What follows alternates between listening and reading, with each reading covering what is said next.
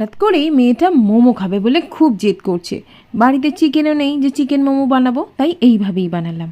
নিয়েছি এখানে ময়দা, তার মধ্যে সামান্য নুন চিনি দিয়ে মেখে রেখে দিলাম। অন্যদিকে বেশ খানিকটা সয়াবিন মানে ওই আমাদের নিরামিষ মাংস, সেটাকেই ভাপিয়ে নিলাম। জল ছেঁকে নিয়ে সেটাকে মিক্সার জারে দিয়ে গুঁড়িয়ে নেব। এবার একটা ফ্রাইং প্যানে সামান্য তেল দিয়ে আদা কুচি, রসুন কুচি দিয়ে, পেঁয়াজ কুচি দিয়ে আর গ্রিন অনিয়ন দিয়ে ভালো করে ভেজে নেব। আর কিমা করে রাখা সয়াবিনটাও এখানে দিয়ে দেবো। স্বাদ মতো নুন, লঙ্কার গুঁড়ো, গোলমরিচ গুঁড়ো আর দিয়ে দেবো একটু পেরি পেরি মশলা, যাতে সুন্দর একটা টেস্ট আসে। সামান্য একটু সয়া সস এবং গ্রিন অনিয়ন দিয়ে এটাকে নামিয়ে রেখে দেবো। অন্যদিকে যে ময়দাটা আমরা মেখে রেখেছিলাম তার থেকে ছোট্ট ছোট্ট গোল লুচির আকারে গড়ে নেব। এবার দিয়ে দেবো ওই পুরটা আর ঠিক জল দিয়ে এইভাবে মুখটা সিল করে মোমোর আকারে গড়ে নেব।